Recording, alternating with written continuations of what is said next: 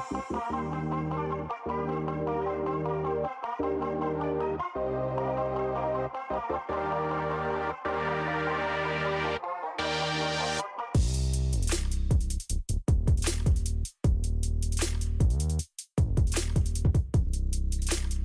everyone. Welcome to Boss Rush After Dark, the alternative podcast show for the Boss Rush Network. It's your man, LeRon Dawkins here, and back beside me tonight is the one and only Stephanie Klimov. Hey, what's up? Hey, I'm no longer at the edge, or on the edge. What's that phrase? I've been talked off the ledge, edge. Talked off the ledge. Anyway, move along. Hi. Our friend Corey has a night off, but in his place tonight is the most charming and wonderful Celeste Roberts from the 1v1 podcast show of Boss Rush Network. What's up, girl? How you doing? Hi, thank you so much for having me. I was really worried the last episode was going to traumatize you. No, I learned a lot. I did too. I learned a lot, and if you guys are wondering what we talked about, you will have to check out the last episode because no spoilers tonight. Yeah. That lets us know right there if you're on your game. After that, maybe we should just kick Corey out and have Celeste on permanently here. No, now he's going to get mad at me. He's going to be like, Hey, why is me. he going to get mad at you? If anything, he should be appreciative that he can take a break. Please take a break, Corey. We need you to take a break. You're going to burn out. Because I love you, Corey.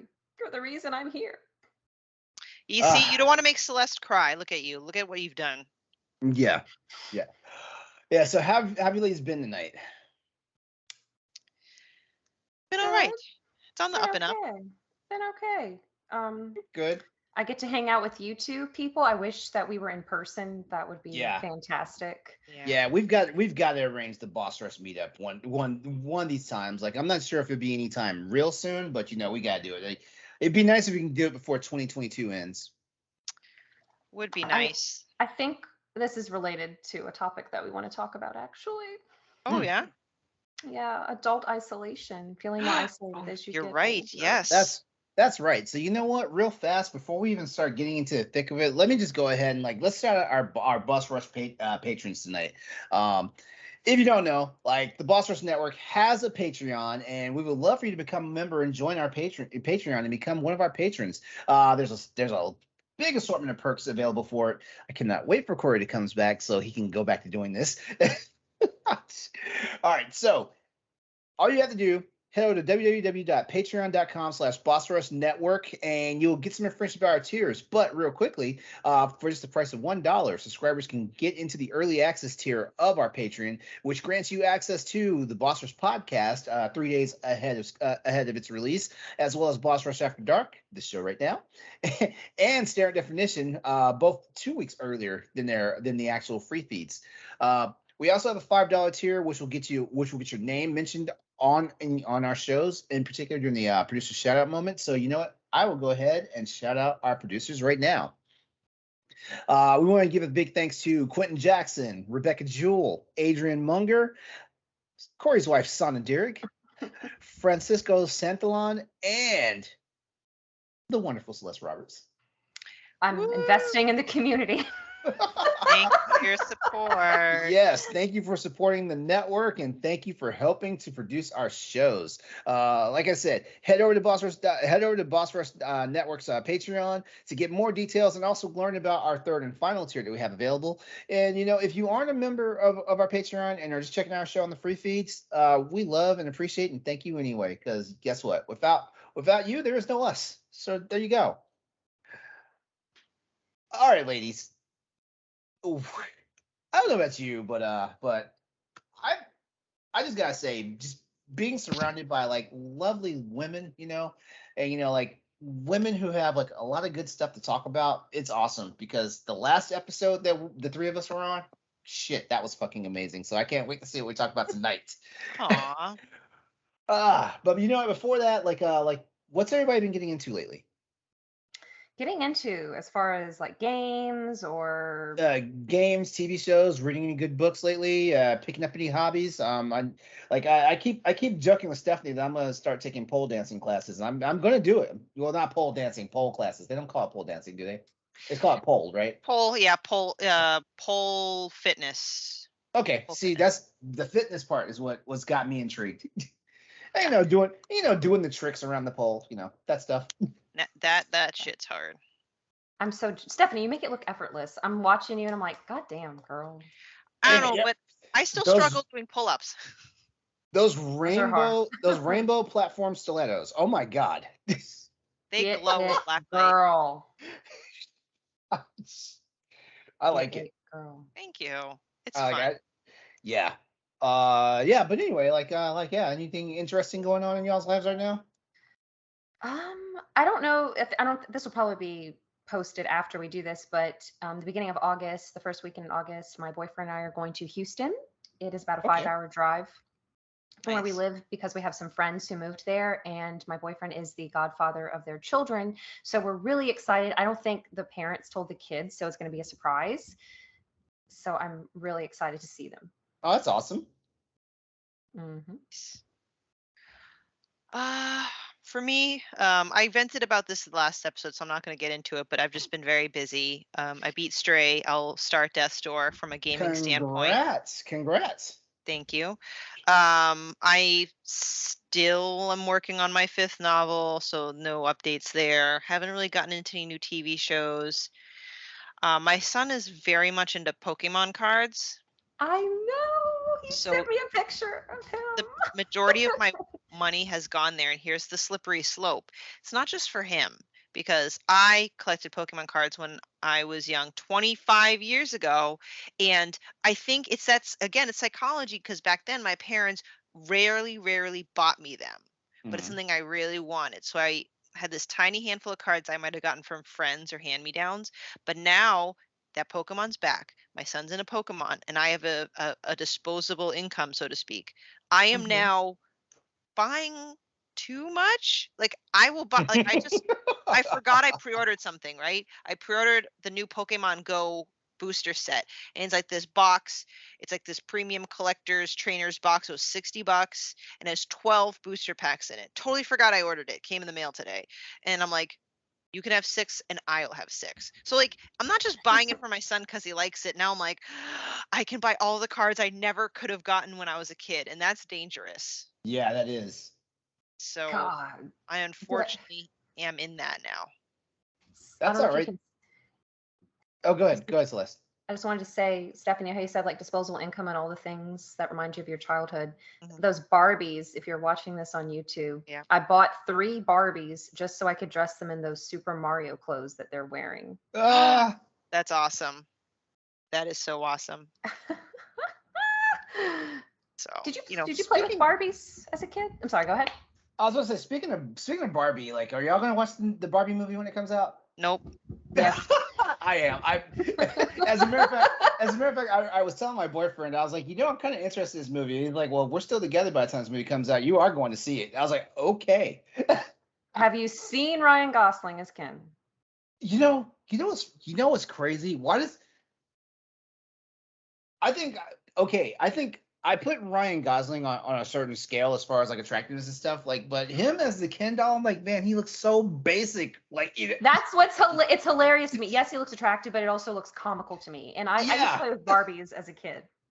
So I don't like Barbies. My mom got me Barbies because I was a tomboy. I rejected all things considered feminine in the gender role thing. Like, if I was born in today's society, I'd hate to know what would happen to me. But back then I rejected all things feminine. And so when my mom bought me Barbie dolls, I would pop their heads off. That's hilarious. That is hilarious. I was that you're person. Like, you're my little Wednesday Addams with her Marie Antoinette doll.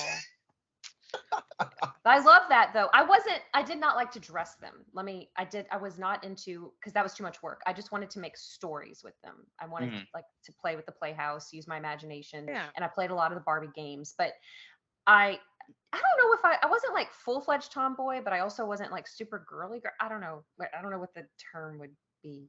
Maybe you're just a regular kid that didn't veer hard into one particular gender role, which is great. Yeah. I don't know. I was weird.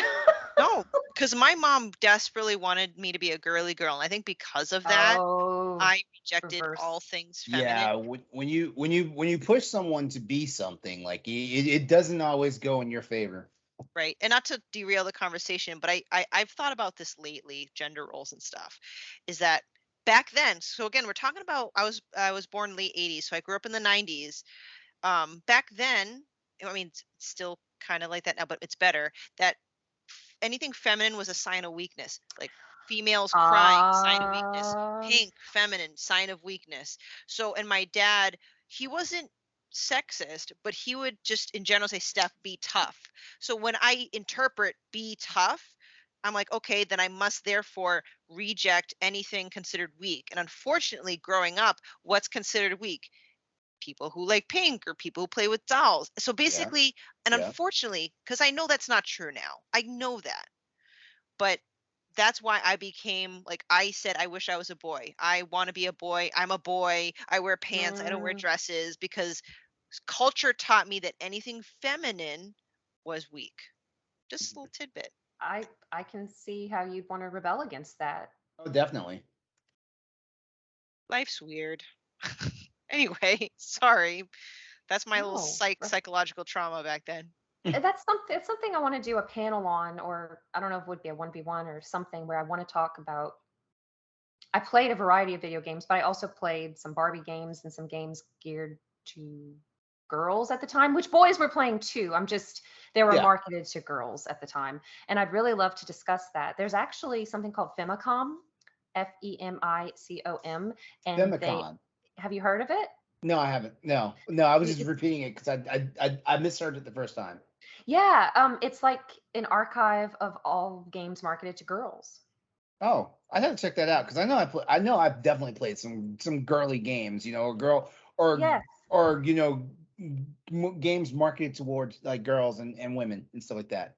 Yeah. I can understand that feelings, Stephanie, because I went through phases like that. Mm, I didn't want to be told what I could not do. Oh yeah, definitely. But LeRon, My were you going to sister. say something about? Oh, you just want to talk about the Barbie movie? That's Oh, what it was. Oh yeah, sorry. no, I just asked a Oh, question about the okay. Barbie movie. Given that y'all were talking about Barbies. So what about your sister? She's older, My sister, younger? my younger sister, she's 12 years younger than me. Like Okay. as a matter of fact, it's one of those things because I was the only child for 12 years, and then she showed up and kind of like ruined my fun.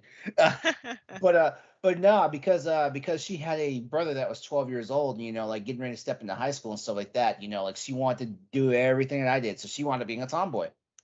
Oh. And actually, I think she's a better. There's some aspects of it where she's a better man than I am because like my my dad played basketball and I can't I the basketball gene sure as fuck skipped me, but she was a high school and a college like basketball player Oh and stuff. wow.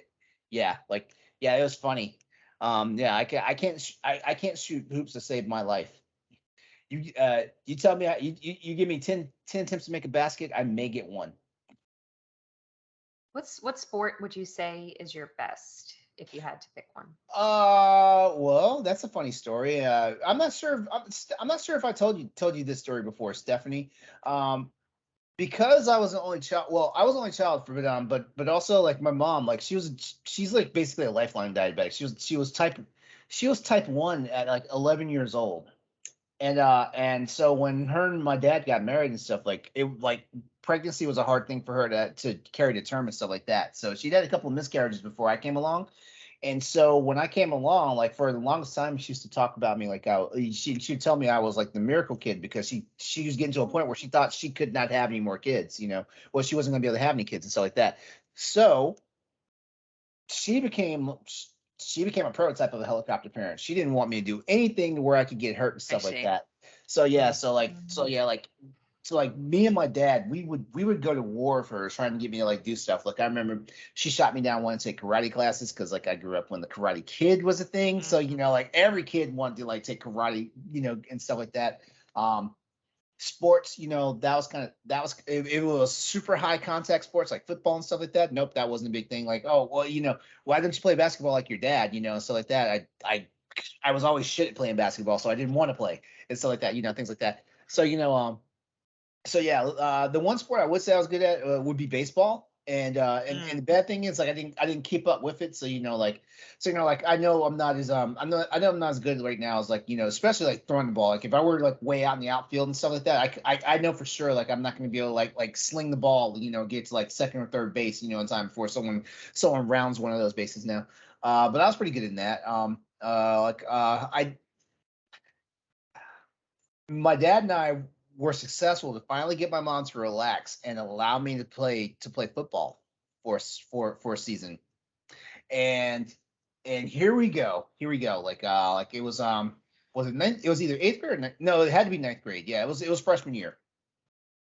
Like I'm in there, I make the team and everything. Like we're doing practice scrimmages, like we haven't even had our first game yet and stuff like that. But we're just doing practice runs and all this stuff. And I remember like I was going and tackle this guy. Like he was about the same size as I was. I think he was maybe just a little bit bigger, but like about same size as me. I remember like the dude like stiff armed me. And it was like one of those powerful ass stiff arms. Like it took me off my feet. Oh God. Yeah. And like usually when you fall backwards, you always throw your hands out to try and catch yourself. Well, I landed the wrong way and I hyperextended my wrist. Ooh. Oh God. Yeah. And now just remember everything I told you. Like I was a kid who was very sheltered. Like my mom didn't want to see me get hurt at anything. So yeah, like your head. So yeah, like I fell, I hyperextended my wrist and I just couldn't deal with that pain. Like immediately the coach ran in the field and he was like, "Hey, like it's not too late. The nurse is still here. Go to the nurse's office right now." Yeah, like I just knew my wrist was broken. Like that's the way I felt and everything. So like I get to the nurse's office. The nurse is definitely like, "Sit down. We'll take a look at it." Every time she would attempt to touch my arm and my wrist, I wasn't having it. I wouldn't let her touch it and stuff like that. She's like, "Well, I'm gonna have to call your mom because like you're gonna have to like go and get it like looked at by a doctor and stuff like that." So I'm putting up the good fight and everything, like yeah, like I'm freaking out because I think my wrist is broken and stuff like that. My mom gets to school. She walks into the nurse's office. I kid you not, like I'm sitting in a chair like right next to the nurse. I see my mom walk in the door, and as soon as she walks in the door, I look at her and I just start crying. Oh. I just started crying. And my mom freaks out because she's never seen me cry like that before. She's freaking out. Oh my God. Like I get taken to the emergency room. I don't know what the nurse did to finally calm me down, but it got to a point where I was finally calm enough to where a doctor and the nurse could actually like look at my wrist. Like we got it examined. And the doctor, like from the way he could from what he felt in it, he was like, "Okay." He's like, "I don't think we need to do X-rays." Like he was talking to my mom at that point, and he's like, "Can you move it at all?" Like it was already swollen, but he asked me if I can move it at all, and I was like, I did a little motion test, and he's like, "Okay, like it's not broken." So he basically ruled that it was a very bad sprain, like to the point where it was hyperextended. Oh God. I was in a sling for 4 weeks. And here is the here's the funny part of this whole story, right? Because like when I got cleared by the doctor, I could stop wearing the sling and stuff. I was actually healed up, but just take it easy and stuff like that.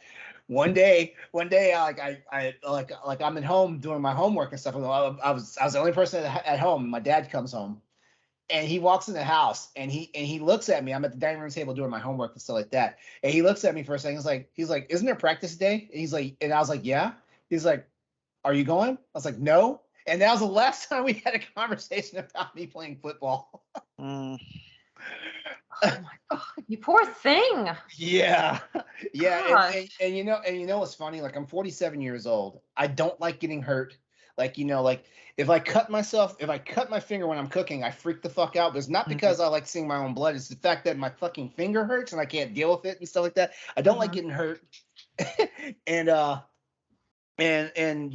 I work out and stuff like so like you run your random gamut of injuries and stuff like that. Like I just recovered from a something was going on with my leg. Like my boyfriend and I went hiking the week before my birthday. Went hiking, did a 5-mile hike, on a trail. somewhere around mile 4, I could not walk anymore. Something was wrong with my leg. And the big joke is like, look, once you get to your 30s, take care of yourself. Like your body's gonna turn on you fast. Once you get to your 30s and beyond, because my boyfriend, I remember this, and now I'm like I regret it because we get to the trail, we both get out of the car and everything. I'm making sure like I have water and all this stuff and a towel and all this stuff. And I look over and my boyfriend is doing stretches. He's jogging in place, warming up and everything. And I'm like, we're not running. We're gonna actually walk the trail. I'm not in the mood to run. Also, I hate running trails. And he's like, oh, I'm just getting warmed up and stuff, it's like that. I was laughing at him because he was doing that. And then guess who was laid up for nearly 2 months because he couldn't walk straight? Was it him? Was it That him? was me. That was me. It was you. That was me. I don't know if he was talking a big game and then he's the one who suffered. No. And just last week, he sends me something on Twitter. He sends me something on Twitter, and it's basically like, do these 8 things before your next run. And I'm like, you motherfucker. That's not nice. You That's motherfucker. not nice. Yeah, but yeah, like I cannot stand being hurt, and I can't stand being hurt in discomfort or in pain and stuff like that, So it's just one of those weird things. Like it took me nearly 5 months to get over I believe I pulled my freaking what's the fucking damn it I can't remember. Your shoulder? Your it's the Rotator cuff. Thank you, rotator cuff. Like when I moved to my new place, I just wore myself out, and before the move and everything, I something was going on with my shoulder because I felt like, like how sometimes you twist your arm and how like your muscles kind of roll over each other and stuff like that. Yeah. I could definitely feel a lot more tension in that movement and stuff like that. So yeah, moving, hauling all those boxes and furniture and stuff like that. Yeah, my rotator cuff was like, I quit. Took me over 5 months for that to heal, and as soon as the rotator cuff gets better and everything, then I hurt my leg. Oh my gosh. I'm like a fucking mess. It all started when you fell as a kid. That's what started it. basically, like I don't want to give my mom any hell or whatnot, but there are many days I want to ask her. I was like, why did you coddle me so much when I was a fucking child? Like, let me go out there and get hurt. So, like I've never broken a bone in my life. I've never had to go in for like a major surgery, besides dental surgery where I pull some teeth out and stuff like that. I've never had to go in for like a major surgery. So I've never had stitches or nothing like that, yeah, but yeah, pull a muscle or some shit and I'm fucking done. Like, as a matter of fact, I can't function when I have a headache. I think that's a man thing. You know what? I'm just picking on you, LeRon. No. I tell everybody I date, I was like, hey, when I get sick, I have full on man flu. I don't care if it's just a 16-hour bug. I have full on man flu. You can't. All you gotta do is just pamper me. Like if I call you and say, hey, I need this, just don't say a word. Just go get it. All right, LeRon, if you ever are sick around me, I'm going to put you in my jet tub with some bubbles. Aw. Oh, I would love that. Considering that at 6'3", 240 some odd pounds, there is not a tub I can fit in. I tell myself like the next house I move into and whatnot, I'm going to make sure there's like a nice Olympic size like bathtub in there, because I hate the fact that I can't get in the bathtub and submerge like up to my neck without some part of my body, like my knee sticking above the water or something. Like I just cannot get in the water and just be there. And I know there's people out there it's like ugh, like taking baths and stuff like that. You don't understand. At 47 years old, and the only thing I can do is take showers. Like I would like to be able to take a bath, in something that's not a swimming pool, Mm-hmm. It's relaxing. I try to take a bath once a week. I usually shower in the morning after I exercise, and once a week it's just nice. Put on a podcast or some music, bubbles. Just relax. Definitely. Enough about me. I guarantee everybody's listening. Like, LeRon's like a big ass bitch. I can hear it. No. Not at all. So what are we talking about? Did we do housekeeping? Technically the show doesn't have housekeeping, but just so everyone knows real quickly, like this is Boss Rush After Dark, the alternative podcast show for the Boss Rush Network. As always, we appreciate you taking the time to listen to us. Definitely, you hear this first if you're a patron subscriber, so definitely like look that up. And not all that's out the way. Let's go ahead and bring it to our first topic. What is our first topic, ladies? What about the adult isolation thingamajigga? Sorry, I'm Yes. I came up with it today. Yeah. Okay. So go ahead, get us started, Celeste. I was just thinking, so I have you all in my life, and it's wonderful. And I have friends in real life who have moved. I have a few friends nearby, but I don't get to see them that often. And sometimes I get very sad. I mean, my boyfriend and I have been together for 6 years, but your partner is only one part of your identity, right? They can't fulfill every need that you have and every facet of your personality. Timmy's a little bit more introverted than I am. I'm a little bit more extroverted. I like meaningful conversations. I don't want to go, if I'm around people I don't feel comfortable with, my extroverted side will kind of wane. But I've just been thinking a lot how I wish that there were a way to travel that's faster than flying on an airplane, because yeah, we all could go, travel to an airport. I hate airports. I hate them. They're stressful. And it's also expensive.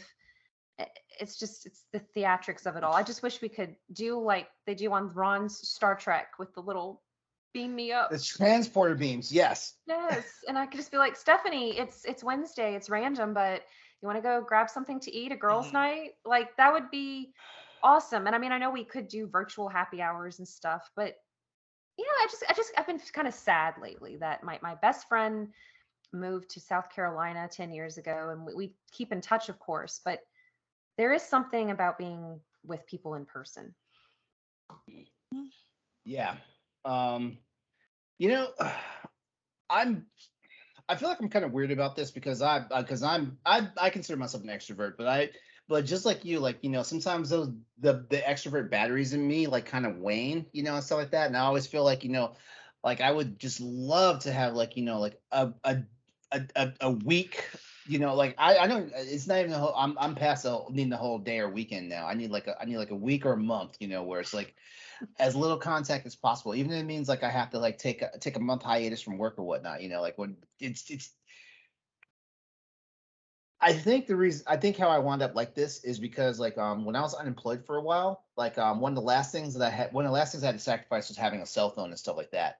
And being off the grid for like a hot minute, and by a hot minute I mean like it was like almost a year that I didn't have a cell phone. Mhm. Being Wow. off the grid, it changes the way you think about things and stuff like that. Like I always thrive in social environments, but yeah, there are days when it's like I don't want to see people. I don't want to see people. I don't want to think about people unless they're on a television where they don't interact with me. Well, yeah. Do you also find it depends on the type of person? Like I've been around people, I can automatically tell from their energy and how they're acting. I'm not comfortable around them. I'm not jiving with them. Yep. But then there are people who, like I have online friends and people like you that I can talk to about things that I don't talk to other people in my real life with. Yeah, for sure. I'm naturally an introvert, so it's already challenging enough for me to see people in person, but gonna sound like that old fart shouting at the clouds, but I technology is wonderful. It helps us connect with people. I wouldn't have met you guys without it. But the fact that my brain's now so trained, it changes the way I communicate to people. Like I really prefer texting over a phone call. Oh yeah. It gives me another layer of excuse not to see someone. And I hate and I do it sometimes too, so it's not like I'm criticizing other people, not myself, is yeah, let's get together sometime, like that phrase, but like with no carry through. I mean, granted, again, not counting extenuating factors, but just kind of like that shallow promise of seeing people. And I think like most of y'all can relate, COVID compounded that and made it even worse. I don't have social anxiety, but it's just all the more reason for me to be like, yeah, there's really just no point in connecting with people, even though deep down like every human needs some level of connection, and it can kind of lead to this like weird cycle of like not necessarily depression, but I don't I know what you mean. I sometimes I like randomly kind of tear up when I think about things. know. I don't know if y'all ever have the I'm not even from stress or anything, just I feel lonely sometimes. And I've done local plays, like I've performed in local theater, I volunteer in my community, and I love those people I've met, but I connect a lot with you guys and other people. And Yeah. it gets sad. It's sad sometimes that I can't just say, let's have a game night in person. I'll cook or something. Oh yeah, yeah. Yeah. Um, the one thing I told myself I was going to get back to doing, like Stephanie knows this, but I used to live in a house with like a married couple as well as one other adult, and then all of a sudden it became like an additional adult because like Hmm. right before COVID happened, like a situation happened with one of my roommate's brothers, like the actual guy that owned the house, like his brother had a bad breakup from a girlfriend, and it was one of the situations like if he doesn't get the fuck out, she might do bodily harm to him. uh Oh my and God. so like then this is right before COVID happened. We didn't even know COVID was coming, basically. It was one of those things where he was only going to be living with us for like 3 months, and then like he gets in and 2 weeks later, bam, everybody's staying at home and stuff, like it's unknown what the way of life is going to be and stuff like that. And of course the housing market does what it's doing, and shit gets worse. And like so now I was living with four other adults, and then the married couple, they had a kid, which I love that guy. As a matter of fact, he was just over here, that little man was just over here 2 weeks ago, and he would not leave my side. He would not leave my side. Like Oh, we're each other's favorite person. that's so awesome that you could keep in touch with them. Oh yeah, oh yeah. Yeah. So yeah, when the opportunity came to move out of that place, I have a roommate, of course, like right now and stuff like that. But when the opportunity came to get around less adults, I took it. And Yeah, but that's yeah, there are some, exhausting. but yeah, there are days when I actually want to isolate myself, even though I only have one roommate. I will say, so I'm a morning person, so I get up at 5:30 and I exercise and I have that time to myself. Timmy's a night owl, and I think it's a good balance because I'm like you, LeRon, I need my time. I'm like you, Stephanie, I need my time. No matter how much you love someone, you can't be up each other's butt very Yeah. often. Hmm. But yeah, I don't Yeah. know. Do you find Um, as you've gotten older, it's feels a little bit more isolating or less oh, isolating? I feel it's more isolating. There's a lot of factors like I found a change in the friends that I had once everyone started getting married. That's like one thing. The Mhm. difference between like singles and married couples. I mean, some still retain that friendship. Like there's still plenty that do, but especially with women, I feel not all, obviously. When they get married, they just completely just absorb themselves into their husband's life and their friends. Like that happened to my Yeah. last best friend that I had from high school. And I'm Oh, not speaking ill of her at all. But unfortunately, what I felt and observed was that as soon as she got married, she was all about her husband and all her husband's friends. Like just, and now, I, gone. She doesn't talk to me. We don't talk. was that her, or was he controlling, or that's the role she wanted to assume? I think it's the role she wanted to assume. He's a nice guy. We got along. He's a nice dude. She's kind of like your like Pinterest kind of girl. Like I want to do everything like perfect and be part of I don't know everything. I don't know. It's like hard to explain. Like Betty Homemaker? Yeah, so she's just all about that. So we didn't have a falling out. Like nothing bad happened, but just once she got married, I just saw a switch flip and she was all about that life and cared more about his friend circle and made friends with those people than maintain the friendships of past. So I saw that happen when people have kids, but that's that's what happens. So like that's when my parents would say, "Well, you'll just make a new set of friends. You're gonna make Mm. friends with parents." I have still yet to make friends with a lot of parents, and I personally am struggling. So that's one factor, like where people are in their lives. as you get older, because people will have more life events as they get older. That includes divorce.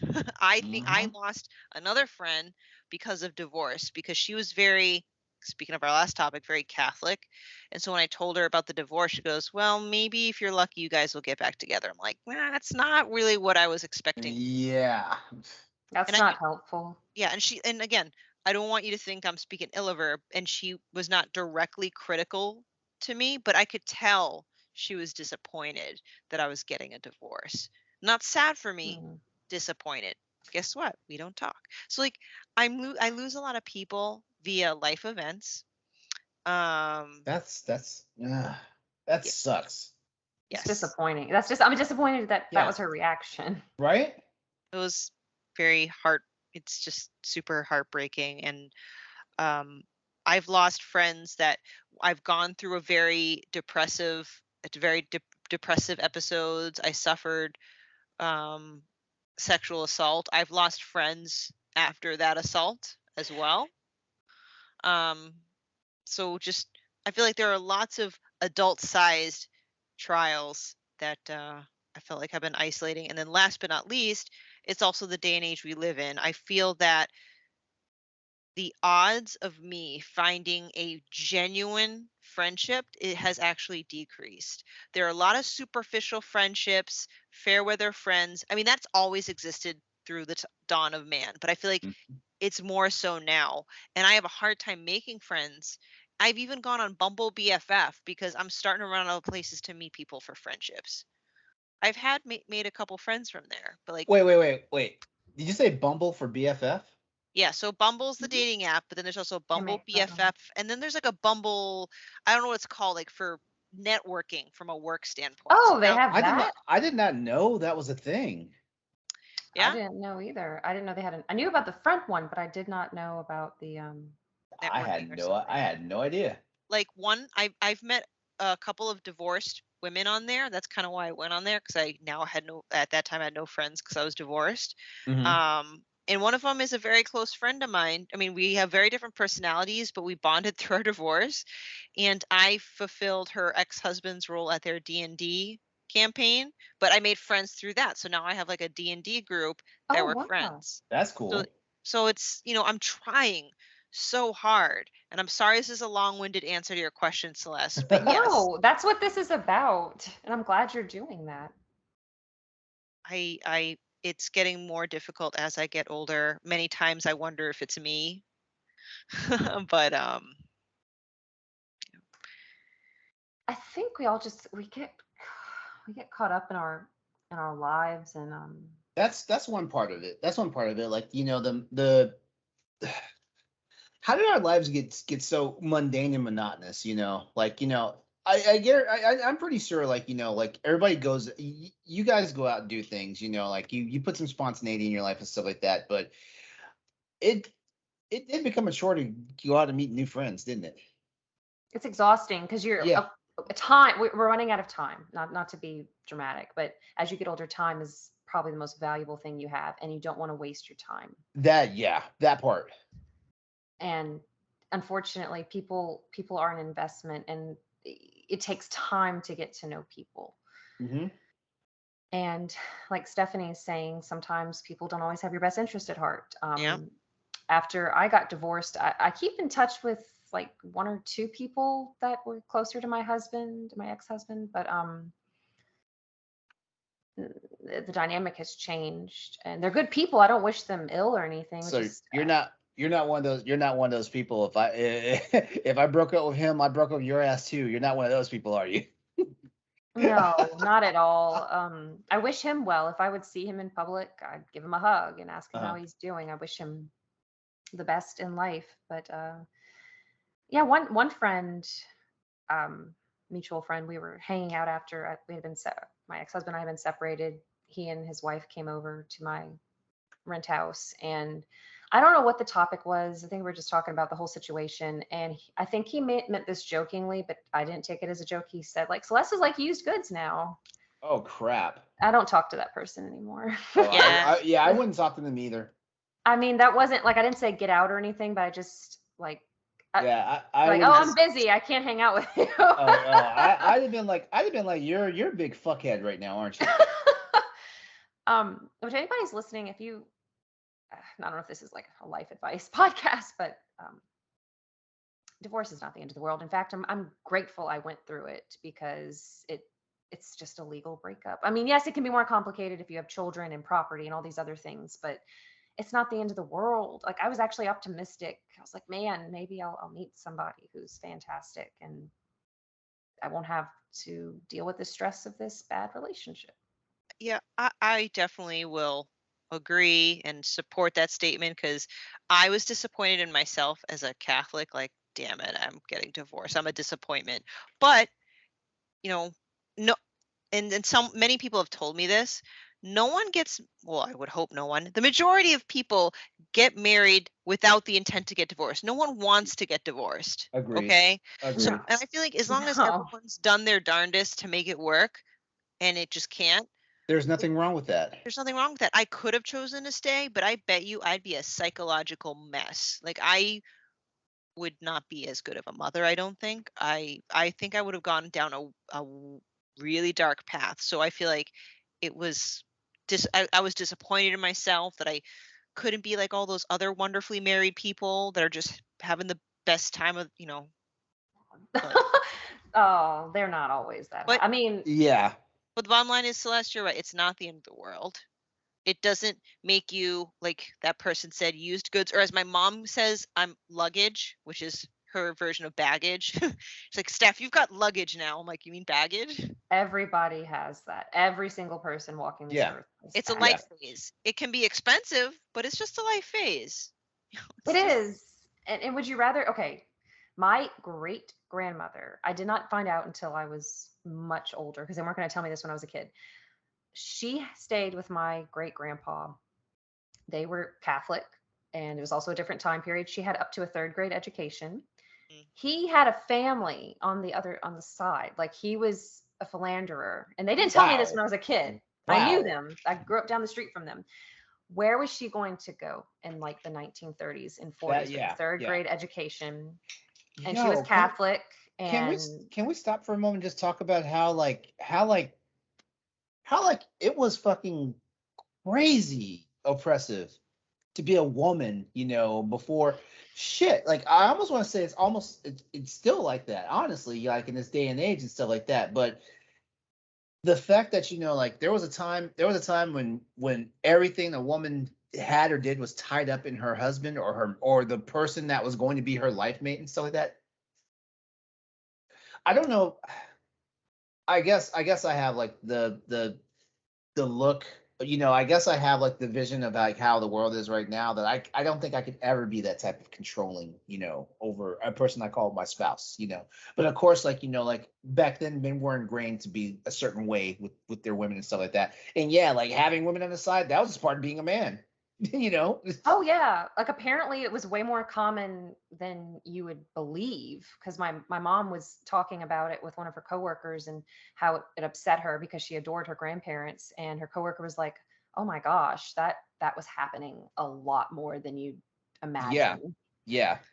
Yeah, I would want to make an announcement to the man that I'm kind of dating now, that if you hear this, I do not tolerate cheating. If I find out, I will drive down to where you live and chop your balls off.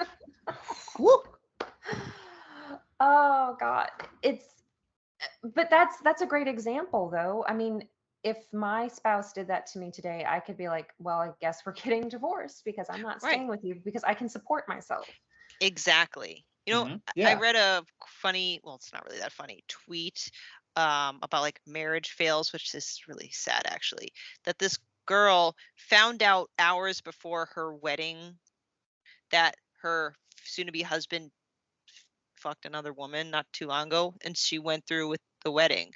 Would you guys do that? And I No. want to keep in mind, like, I can understand that it would be difficult because you paid all this money, but like still, would you No. go through with the wedding? No, I- I'd make a fucking spectacle of the fact that we're not getting married.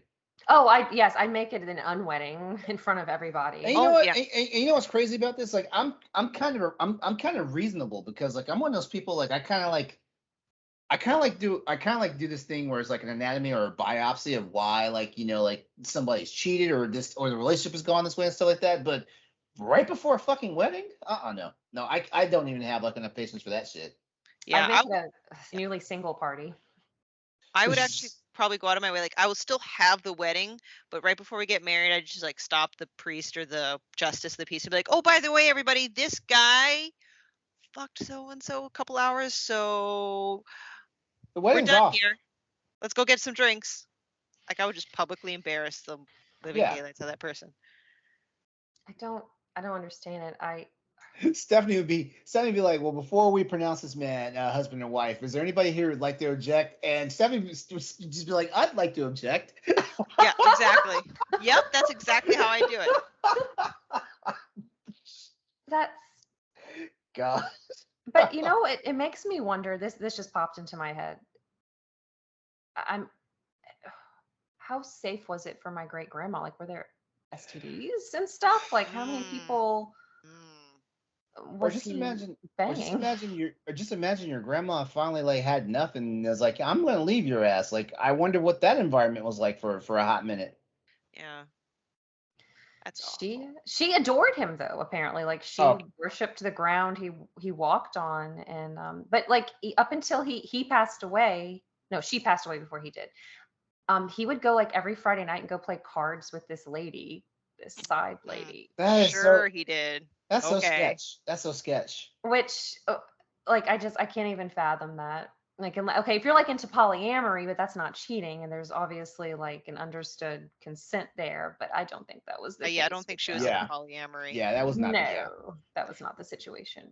But same thing with my Nana. She met my Gong in China, and then they moved to Taiwan. And because he was in the military, he would or the job that he had, he was always traveling. He was only home like once every couple months. And unfortunately, there's definitely been rumors that he had been having several affairs and possibly fathered another child with another woman. And like my Nana couldn't do anything about it because of the time, but also like the Asian culture, like. Mm-hmm. I don't know. I personally can't imagine myself being in that helpless situation. I would be so pissed. Do you know that we as women were not allowed to have credit cards until like the 70s, 1970s, which blows my damn mind. Wow. And rent apartments like LeRon was talking about, you had to have your dad or your husband or like a brother or something. Yeah. And if you were a woman that actually had like lived on your own and stuff like that, you are immediately a lesbian. Immediately a lesbian. Yeah. God. So yeah, adulthood, isolation, yes. It's a very lonely thing. I don't know where I was going with that, but I am grateful that I've met the folks at AZP and Boss Rush, because even though there's the limitation of being online or virtual, y'all kind of saved me, because I hate to say it, but I was losing friends left and right. They were just dropping like flies. And I was like, I'm going to grow old and die alone. And I don't want to die alone. Let's move in together, Stephanie. I want to be like the Golden Girls, because I don't want to go to a nursing home and be abused by people. That's my fear. Which Golden Girl would you be? I think I would be Dorothy. I hate to say it, but I would. Hate to say it. She's a bad bitch. Are you kidding me? I know. Dorothy's awesome. How about you, Celeste? I would like to say I'd be a Dorothy, but I'm really more of a Rose. I know how I am. And if we move in together, we have to get a house just like the Golden Girls house. Like the Mega Millions, as of this recording, it's like 1.07 billion, right? We bought, yes, as of the time of this recording on July 27th. The drawing was July 29th. We bought 5 tickets. We never buy lottery tickets, but we're like, you know what? What the hell? I'm a dumbass because I only buy lottery tickets once it gets past like 400 million. That's the only time I start buying them. I should be buying them when it's like the base, like what is it, 50 million is the base, right? Like that's what it resets to, right?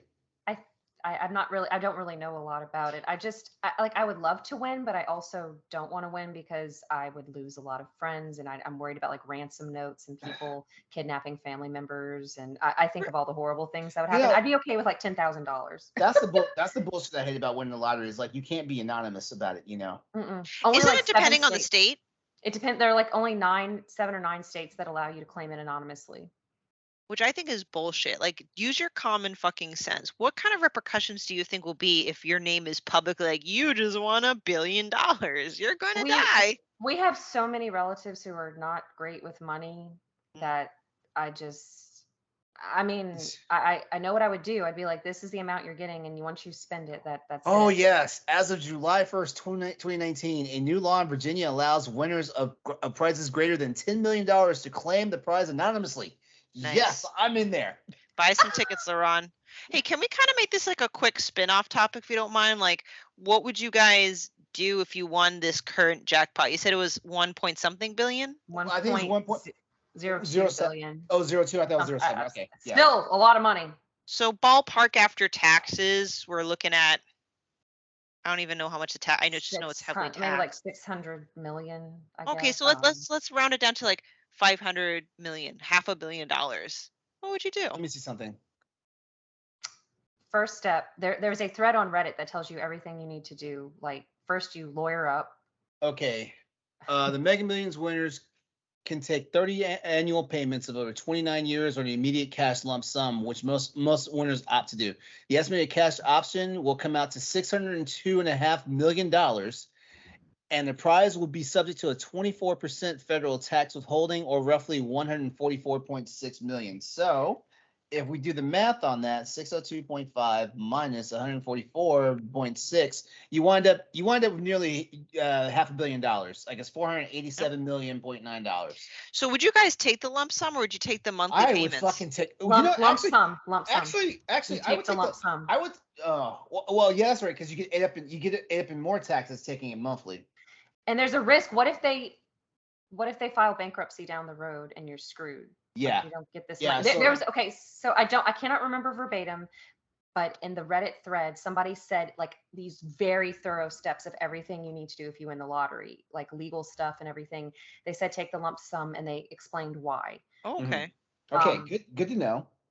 Lawyer up. Number one, lawyer up. Yeah. They said do not talk to anybody. Do not go to your family's lawyer. Go to a lawyer in a big city. Like, go to a big firm. Say that you want the most experienced lawyer. Set up if you are interested in helping out family and friends, set up trust. Set up trust. Set up a trust for them. Yeah. Do not consult them. Do not, because apparently there have been lawsuits where like, oh well, they talked to Aunt so and so and she gave them unduly advice or something. I don't know. That the Reddit thread can explain it, but protect yourself. Well, if you find a thread, please share it with us. If you find a thread, please share it with us. We're talking like we're about to win, but well, so again, so what I would do I think it's sometimes more fun to think about what I would do with all this money than I would actually, I'd be scared. Again, I'd be scared that there'd be people coming after me or my family members making threats or ransoms. Like, well, we know you have the money, so we're going to kill your grandma unless you give us $500 million or whatever. But in the sunshine and rainbows aspect, once I get my money, I would absolutely quit my job. I love my job, but I would quit. I struggle with that. I love my job, and I struggle. Oh, you know what? I feel like I'd still be working at my job, but it would definitely be one of those like I give zero fucks. You have fuck you money. I would donate to a lot. I would donate to charities. I'd volunteer more. I'd travel. I would donate to a lot of things in my community, like all these fundraisers and things they're trying to do to beautify things. I would be the one. I'd be very heavily invested. Like, we're going to revitalize downtown. I would help fund some businesses. I'd fund some scholarships. Trust me, I'd throw enough money into the city that at least a street would be named after my ass. I would throw enough Dawkins money. Lane. Like shit. Like, if I don't get a street, if I don't get a fucking park or a lake, I better have a fucking street. Okay. What about you, Stephanie? Well, I would tackle the boring stuff first. Like, I'd get myself out of any sort of debt that I'm on. I would set aside money for Nikolai, but not in like a way that he would grow up being spoiled, be like, oh, I just will I have money when I turn trust. 18. Yeah, I would figure, I don't know how, but that I'll leave the You go talk to legality. professionals Yeah, about I'll be that. like, I want money for my son so he won't suffer, but I don't want him to turn to a spoiled peckerhead. Um, I like that. I like yeah. that. I would obviously have to parcel out money for certain family members, like all that other stuff that we just talked about. I would likely quit my current job. I would have a job, but I just would not. I would no longer want to work in pharmacy. I'm sorry. I will keep my license up to date every year, just in case. But I will have a different job. Maybe I would like throw myself full time into Boss Rush, for example, like something that I am passionate about. Throw myself back into writing my novels or working on graphic novels. So I would still be working, but it's like I have money in the bank to support me until I can get up and running. Mhm. Hmm. Definitely would travel more. Goodness, what would I actually do other than like being a beneficiary to places? I would donate and stuff too. Um, I would do a lot of investing, Mm-hmm. properties. Also, speaking of like charities, like I would like to do like throw my power like to support like environmentalism. I'm really passionate about that. Um, I would make my gaming room super badass. Just replace all Stephanie, my TVs. Stephanie would have a fucking arcade in her house. Yes, I would have an arcade in my house. That'd be awesome. Yeah. So yeah, I think that's kind of like the gist of it. I know that I guess that was kind of boring, but I don't know. No, no, not at all. I mean, No, I mean, no, it's a lot of stuff that I actually would also consider doing, like, and be sensible about it and stuff like that. The main reason why I would say, like, the main reason why initially I was like get the monthly is because, like, I don't. Everyone says getting a lump sum of money like that changes you and stuff like that. I don't feel mm, like I would be one of those jackasses that blow through a lottery in like 2 years, lottery earnings in 2 years and stuff like that. But I also feel like having that much money right there, is also temptation to like do something fucking nuts. mm, Going yes. out and buying an island that you know nothing about, shit like You'd that. have to protect yourself from yourself. Like you'd have to That's Yeah. true. be That's true. disciplined enough to set up a trust for yourself. Yeah. Like definitely, like, whatever debt I had, it gets consolidated immediately and stuff like that. Some family will get taken care of and stuff like that. Definitely my mom will get taken care of. I'll do something for my sister. Um I'll definitely invest. Like put in sensible investments. Have like stocks and bonds and stuff like that. But I would also take care of a few things that I've always just wanted to do for myself and things like that. And this is not even splurging. Like I'm not going to go out and buy like a $500,000 car, shit like that. Just like just some of the stuff that's always been, stuff that's been on your lifelong wish list. I'd knock some of that stuff off and things like that. I definitely like I would become a philanthropist. So, I would donate to charities, charities and things that make sense to me, or, Mm. make sense to, you know, um, shit. Like I definitely do a lot of stuff for tax write-offs, like to make sure that, like it's just not, like, oh, I put this money into it, but it's also not leaving my account, if that makes sense. Um, Yeah.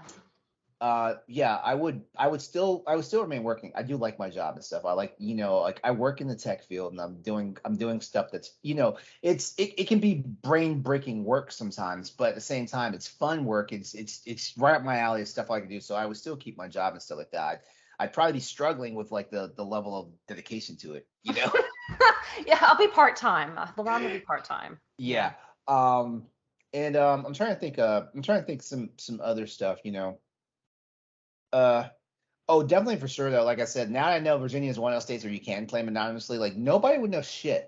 I would literally like cash that check, and then like people would not realize, like, oh, he bought a new car, like but they wouldn't think about it because it wouldn't be some extravagant ass fucking car or some shit like that. Well, I'd still live a low key life and stuff like that. Well, I would try to.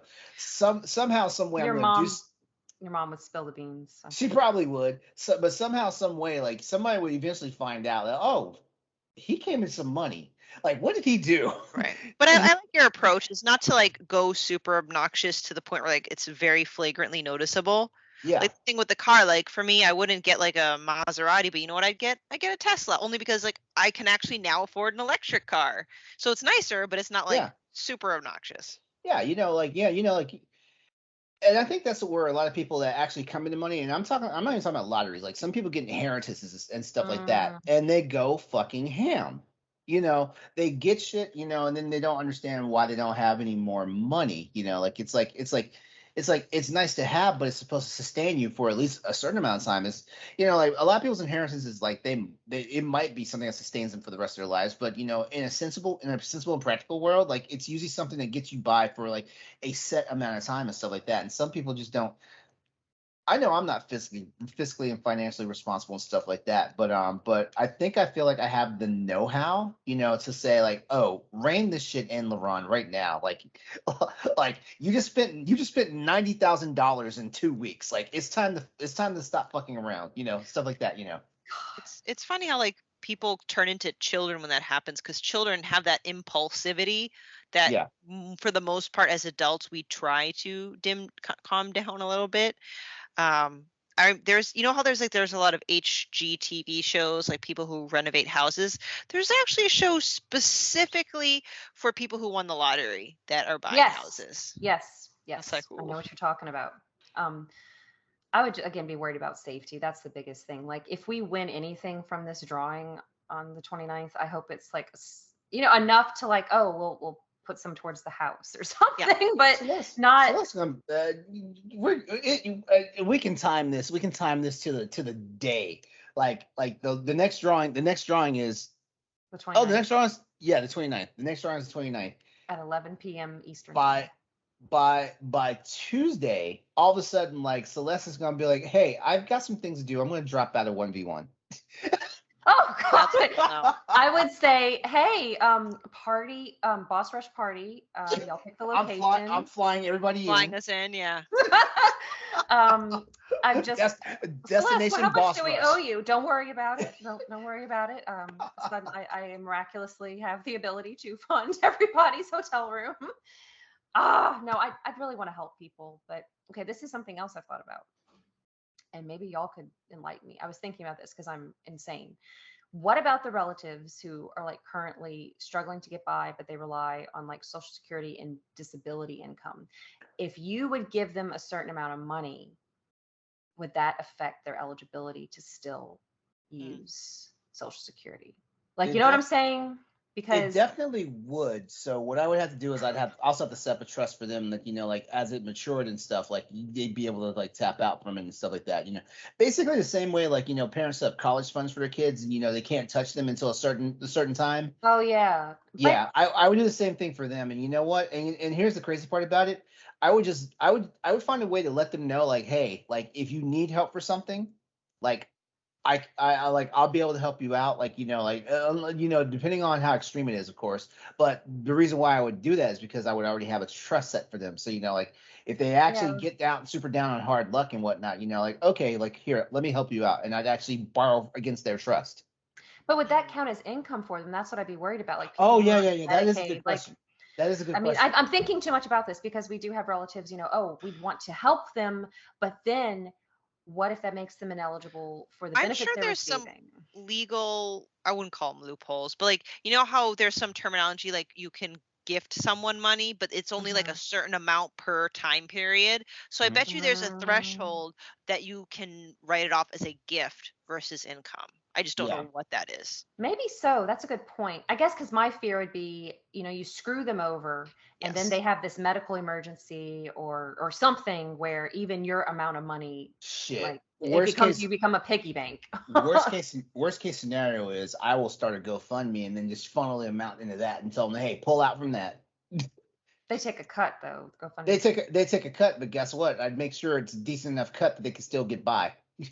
Yeah, I think too much about all this, I guess, because I know. No, it's a good. It's a good thing to think about because you could unintentionally change their lives, and if they're not prepared for their lifestyle to change like that, you've actually done more harm than good for them. Yes, and my fear would be, what if they have extended relatives finding out we're helping them, and those relatives go to Oh yeah. them? Like, you'd have to be very strict, and you'd have to explain to them if you give, like, I don't know, you'd have to lawyer up. Like, I think Timmy was laughing. I mean, he's like, "You're talking like we just won it." I was like, "No, I have to be prepared. I want to be prepared in case this happens, because It can be scary how friends and family can react. Just people in general react about money. People act funny around money. That's just it's weird. oh, is it like after people die, some of the first, like some of the, what is the first thing people do? They go Ooh. hawk around their houses, or they start freaking out about inheritances. Mm-hmm. Like, okay, so my parents, they have three daughters, and they don't have a will yet. They have not made their will, and they're like, oh Paxel well, says hi. hi Paxel, you're gonna be in my will, Paxel. Hi Paxel, sweet baby. So I'm like, Mom, y'all need to get this in writing. Oh, it's the three of you. It's going to be easy. I'm like, no, there's something called probate court, and Yes. it's going to drag out. You see how fast the government works. See, Okay. I just learned about that shit, and like and now I'm at this point where I need to have the conversation with my mom. Actually, I need to have the conversation with my sister first to see like what part is she willing to take responsibility for, if she wants to take responsibility for it, or if she just wants me to handle it all and stuff like that. Yeah, because it's one. Aw, it's one of those situations where it's like my mom, she's getting up there. She turns 69 this year. Yeah. Yeah, she turned 69 this year.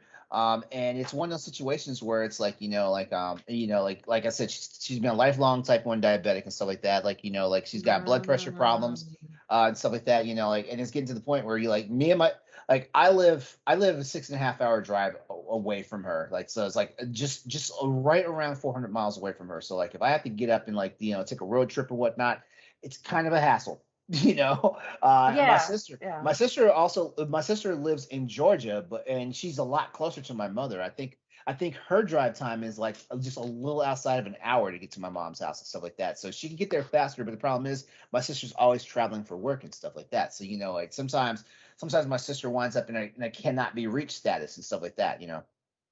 So like it's getting to the point where after having conversations with my mom and stuff on the phone, like, and realizing like she needs help with stuff, like now after talking to people who are in like the probate and fiduciary like services and stuff like that, and getting the hell scared out of me, like I'm at this point now where it's like I got to get ready to start. I got to get the medical power of attorney. I got to get the financial power of attorneys and all that stuff in place and stuff like that. Especially when my mom's talking about possibly like following some family members and moving to Texas. Like, Oh, Oh no, and boy. like, every state's different too. yeah.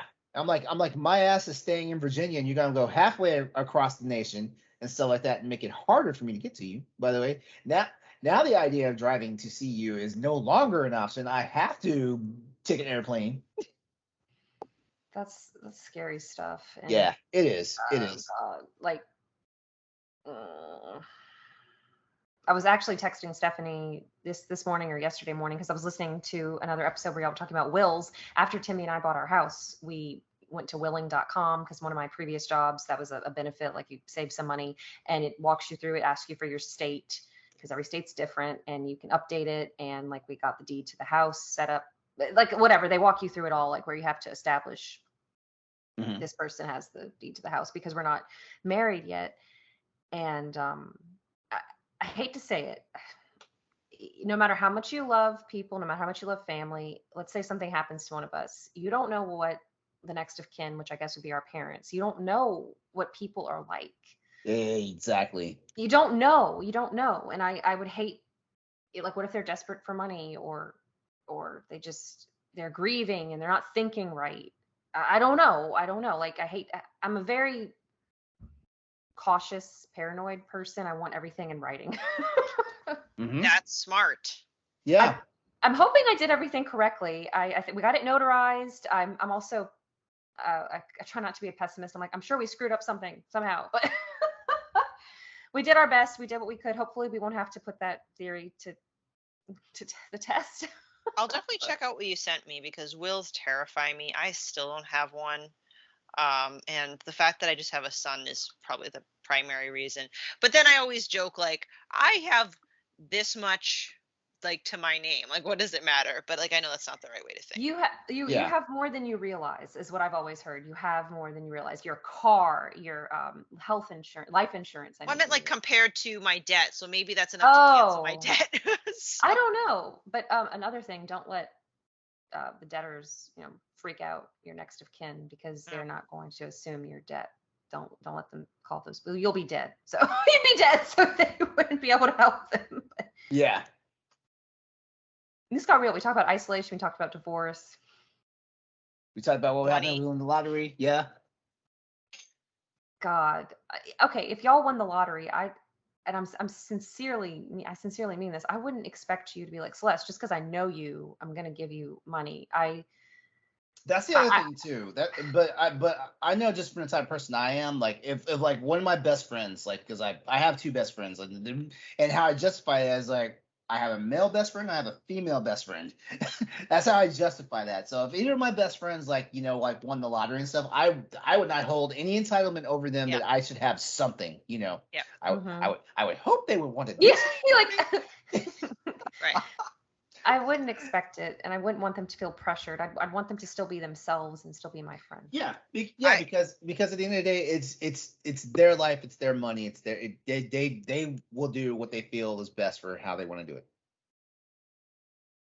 What you gonna say, Stephanie? Yeah, what were you gonna say? That's the thing about entitlement. Unfortunately, a lot of people these days just feel like, well, what about me? Where's my cut? Oh yeah. Oh, we'd have some relatives who'd be extra pissed with us. Extra pissed. But I hate to say it, they're really dumb with money, and I've seen the decisions they make. $1 million isn't going to fix that. Be like, bitch, you need a role model. That's what I'm here for. Yeah, you're in debt, and yet you buy a Mustang with your tax return, like you're an extreme debt. Yeah, I don't feel bad for you. I'm sorry. That was mean. I don't think they listen to this podcast. Oh.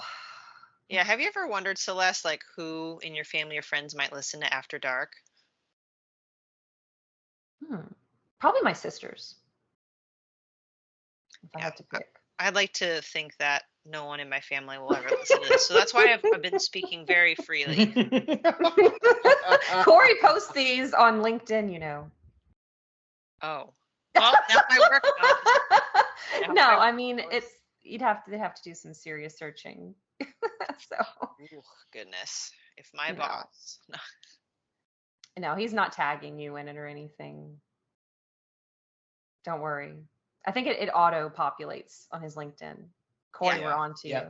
Yeah, like I think he has a lot of stuff on his LinkedIn just because like it like for what he does now for work, like it actually boosts his profile. Yeah, he's trying to his professional profile. Is there anything else y'all wanted to discuss? I can't think of it. Yeah, I can't. Wow, like this was. I don't know which one was. I don't know if the last episode that we were on like is loaded or if this one was loaded. I feel this one hit every spectrum as far as I can tell. Like we talked about some heavy stuff. We talked about some fun stuff. We talked about some shit that makes people think. Yeah, this has been pretty, like, Celeste, you've brought like a lot of amazing topics to the table here. You're just saying that you're my friend. You're just no, I mean it. I really mean it. Oh God. I don't know. I overthink. I have analysis paralysis. That's my problem. Analysis paralysis. I like that. I didn't come up with it. Okay. It's a thing. I didn't come up with it where you overthink and to the point where you don't take action. And like, okay, for example, like I'm like, okay, we got our wills notarized. We did exactly what each step did. And then there's a voice in the back of my head, you screwed up something. So if one of you dies, you're going to screw over the other person. Yeah. You're not the only one. I will say that. You're not alone in that. But at the end of the day, there's only so much you can control in life. You do your best, and exactly. I mean, you can't lose sleep over it all the time. There's always going to be something that could go wrong, right? Yeah. Granted, easier said than done, but like I'm right there with you on that. So everybody who's listening, let us know what you would do if you won the lottery. Yeah, tell us. For real, yeah. Tell us. We'd like to know. Yes. Oh, okay. My stupid purchase. Can I tell you my stupid purchase? Yes. Yeah, I One want of to hear. many stupid purchases. I'm not a big like handbag person, but I do love the classic Chanel black quilted handbag. Mhm. It's That's iconic. that's your stupid purchase. I feel like that. I That's feel my like that's just. If I did not have that kind of, I am not going to drop $5,000, $10,000 on a handbag. First of all, Okay. Yeah. Okay. That makes sense. but if I won the lottery, that would be my treat yourself material stupid possession. Huh. I Do think I hey, have? you got good taste, girl. Like Chanel Yeah. is very classy. But it's so funny because Timmy jokes with me because the most I've ever spent on a handbag is like $60, and he's like, just whenever we talk about how much like Louis Vuitton and those different ones cost, he's like, but it does. They all do the same thing. They all carry your shit. And I'm like, I know. That's why the only reason I would get this Chanel handbag would be if I had stupid money Yeah. to where I If wouldn't even Got miss you. it. I wouldn't I. miss it. Oh God. I I don't think even know what my treat yourself stupid spend would be. I don't even mine would know. be like a little bit of everything. Like for me, I would redo my wardrobe. Because what I've been doing is sometimes buying cheaper things, but the quality's not good. If I Mhm. could afford it, I would rather buy high quality stuff that are really expensive but will last me for the next You end up decade. saving You know what I'm money. Yeah. Right. And then I would actually do more of like constant spa day type stuff. Like I think that's where I'd splurge is like constantly do Yes. spa stuff. And lastly, like remember how I mentioned like Pokemon cards and stuff? Like I would full blown indulge into collector mode. Like I would now be able to afford like retro games. Like I would have like a display thing downstairs with everything retro, things I could buy that I currently cannot buy. Yeah. Absolutely. What's your stupid thing, LeRon?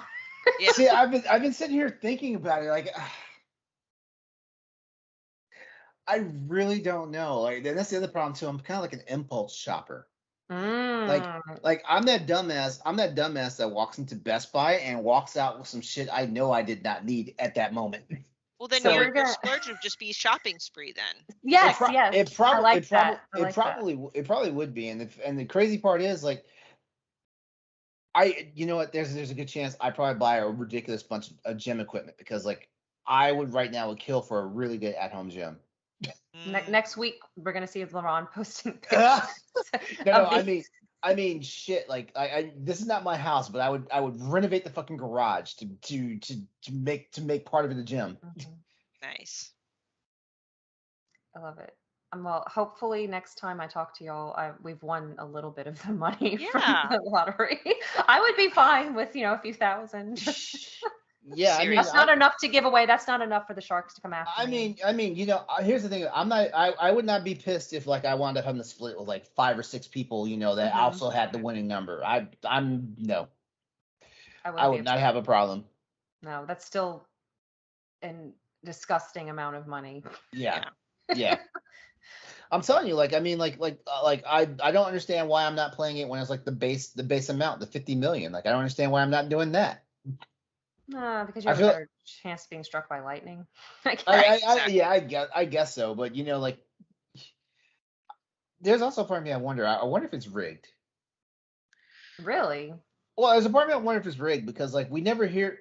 Okay, like so, let's say someone wins this jackpot right now, the 1.02 billion dollars. Let's say someone wins that right now. It resets to 50 million, right?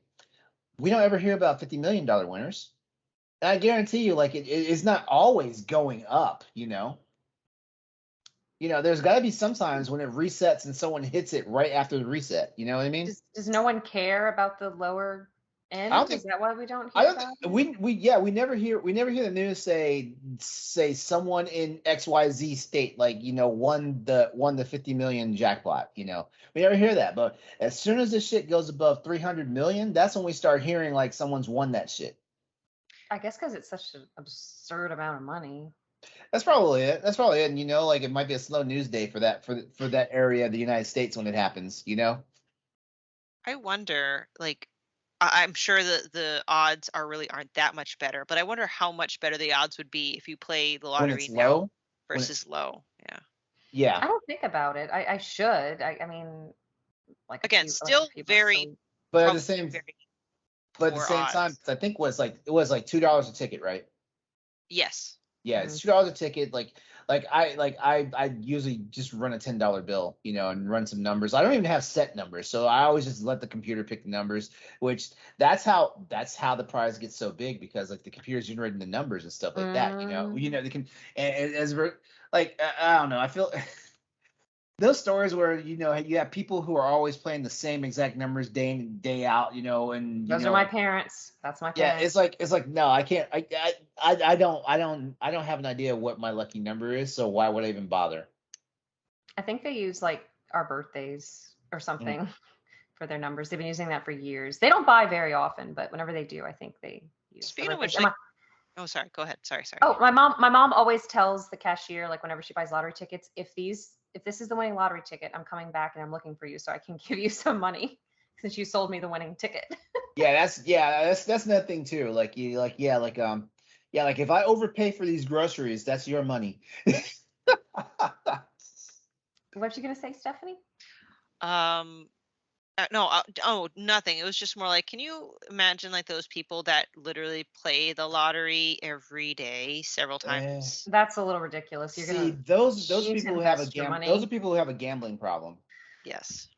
Like That's it's something so innocuous. Like all they're doing is going and buying. I wonder about people who buy lottery tickets versus people who are always buying scratcher cards. Like Ooh, yeah. I wonder how they look at each other. The scratchers versus the people who are going buying the lottery. And it's like you're playing the same number day in and day out versus I'm going in spending XYZ amount of money on scratchers. And some days I get lucky and get that money back. Yep. At one of my old jobs, we would do White Elephant or Secret Santa or something, and it was like a 20. The big gift was $25 limit. A very popular gift was for people to buy scratchers for their Secret Santa. But it kind of sucks because sometimes you might not get anything. Mm-hmm. Yeah, this is why if I were to ever do some sort of gambling, I'd rather go to a casino. And the reason why I say that is because there's entertainment value.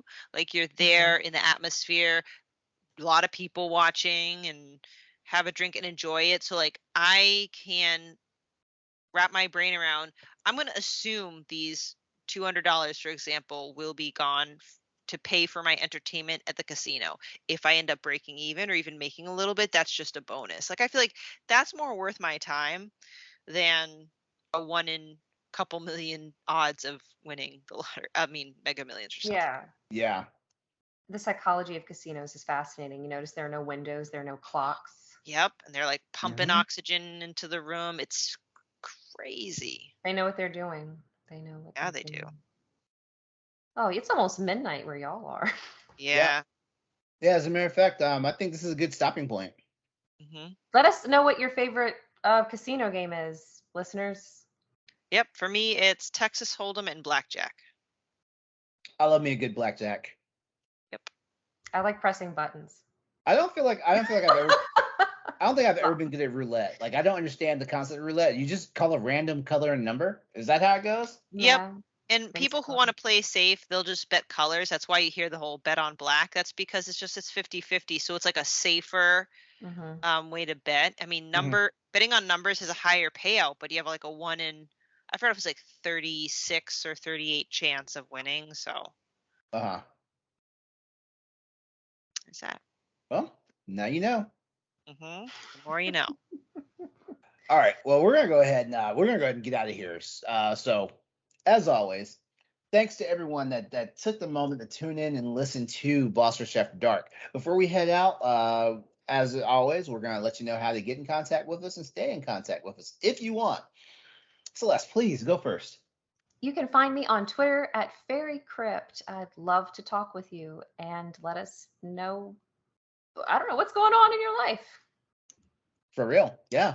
Stephanie. People can find me on the internets, Twitter and Instagram at Klimov_author, and most Wednesday nights on the Boss Rush podcast and other ancillary shows in the network. Sorry. That's all right. That's all right. It's getting late.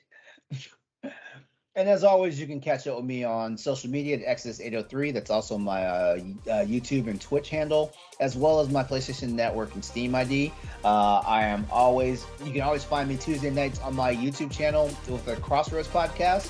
That usually goes down at 8 p.m. Tuesday nights, where we talk about PlayStation, PC, and Xbox gaming, along with some other things, of course. And you can catch me on various iterations of Standard Definition, including Mass Effect and the Marvel MCU stuff.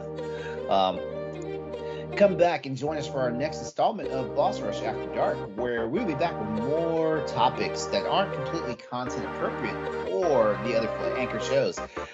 We love you all. We appreciate you, and y'all have a good night. Be safe out there. And no, we won't force you to tell us if you win the lottery. Have a good night.